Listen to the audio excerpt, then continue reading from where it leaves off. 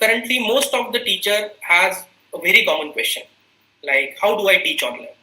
So whether should I do it synchronously or asynchronously? So synchronously in the sense like students and teacher interacts in real time. So like the way we are doing. So we are now interacting real time. Asynchronously is where the students will work on the course materials at their own pace. So you are providing them course materials. They are working at their own time, at their own place, and this way the learning is happening. That is asynchronous. But the answer is not really either this or that way of online teaching.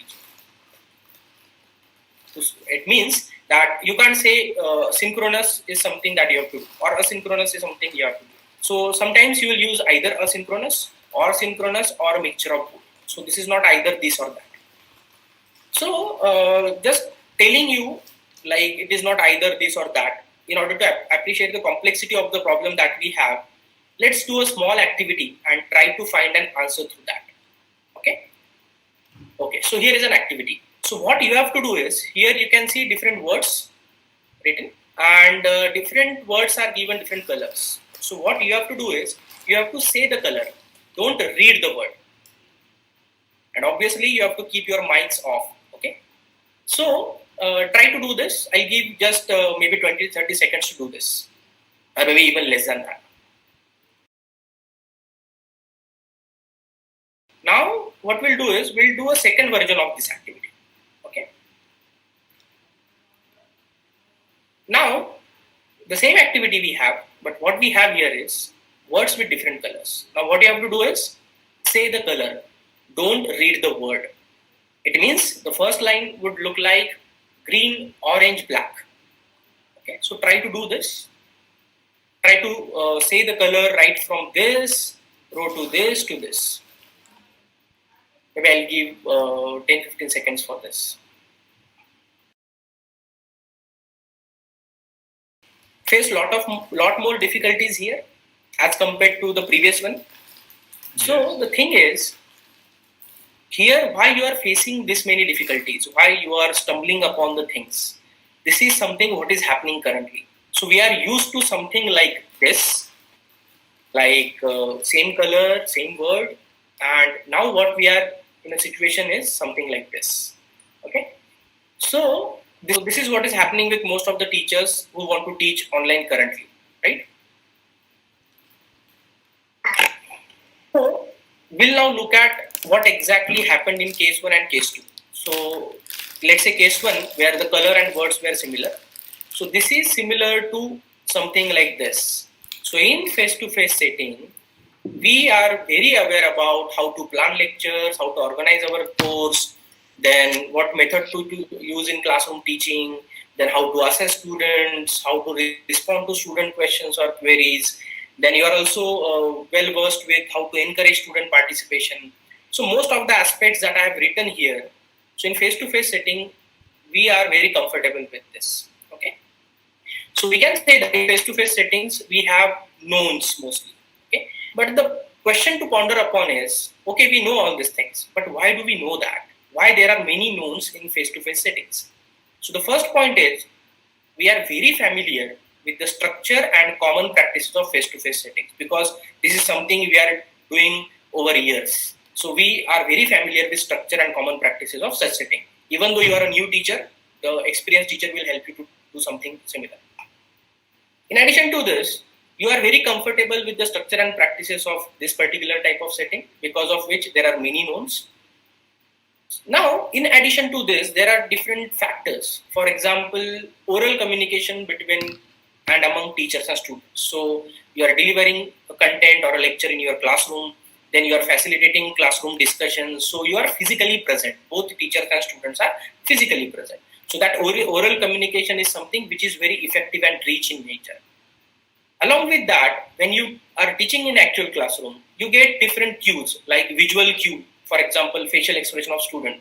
You say, yeah, I think this student did not understand this, so maybe I'll repeat, or maybe I may question that particular student. So these two aspects together, basically what it does is, it makes the communication a very rich medium in face-to-face setting, because of which socially and emotionally we are together. and we are able to identify both the aspects. Social in the sense we are in the same physical space, we can interact easily, we can communicate easily. Emotionally in the sense we can get an idea of someone is confused, someone is engaged or not. So these are some factors which contributes basically to these notes. Now in online setting, what happened if you see, all these particular aspects of classroom teaching now have been converted into questions. Now all these are questions to us as teachers. Okay, how to plan lectures in online classroom, how to assess my students, how to best do that. It's not only about how to assess, but how to best do that particular part. So that is the reason in online setting, there are mostly unknowns. Okay. Now, how to convert these unknowns into knowns? Because as a teacher, we have to do that. Because if we want to make the educational experience both for a teacher as well as students great, in that case, we have to convert these unknowns into knowns. But how to do that? The first thing is, as I said, in face-to-face setting, you are very familiar with structure and practice. So first thing that you have to do is you have to make yourself familiar and try to make yourself familiar with the structure and practice of online setting. For that, you first need to understand what is the structure and what are the common practices in online settings. Once you get familiarized to that, you also need to get comfortable with that. Just getting familiar will not help. So you have to also get comfortable with that. Comfortable in the sense what? So if you practice something consistently, you get comfortable with that particular practice.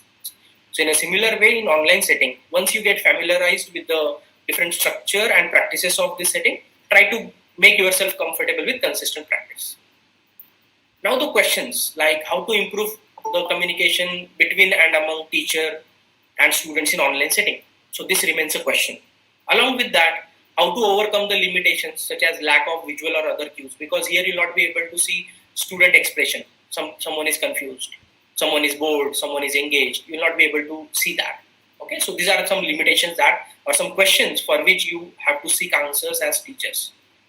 So for that, what you have to do is you have to put a lot of efforts to make the online communication a rich medium both for social and emotional aspects. So this is something that you should work more towards. But now I've told all these things like do this, and all many things I told. But now the question is where to start from. What is the starting point? Because it just looks very complex thing. A lot of things are going on simultaneously, and I don't know where to start from. So start with searching for answers to some important questions, such as how to teach online, how to interact with your students online, and how to assess students online. Okay. So these three aspects, like how to teach online, how to interact with students online, and how to assess them online, these aspects are distinct, right? But even though these aspects are distinct, they are interrelated. So you can't say I'll teach in a particular way and I'll assess students in some other way. So whatever you have taught, in a way you have taught, you have to assess them in a similar way. Similarly, you can't say, okay, the interaction will not matter in assessment. Definitely it will. In this particular context, it will. Because let's say in classroom setting, in face-to-face classroom setting, you have assessed students. Then you give them their answer sheets. Then they may ask you some queries. You may give them some feedback. But how you will do that in this online environment? This is also a very important aspect. So that is the reason what I'm saying is, even though these three aspects are distinct, they are interrelated, they are intertwined. Okay. Hence, it is necessary to look at these distinct but interrelated aspects through a single lens. We can't just separate them out. We can't just say that okay, I'll just look at online teaching, I'll just look at interaction, I'll just look at assessment. You have to look at all the things as a whole. So through a single lens, you have to look at all these three aspects. Okay. So how best to do that? So I was also searching for the same question, and as a researcher, what I found out and what I know from my previous experiences is there is one popular and helpful framework to do this. So basically, this framework is to design a best educational experience for students in online learning, and that framework is known as Community of Inquiry framework. So here you can see there are different elements like teaching related element, cognition related element, social related element. I'll go into the details of this. I mean, not much details, but I'll just briefly talk about all these aspects. Okay.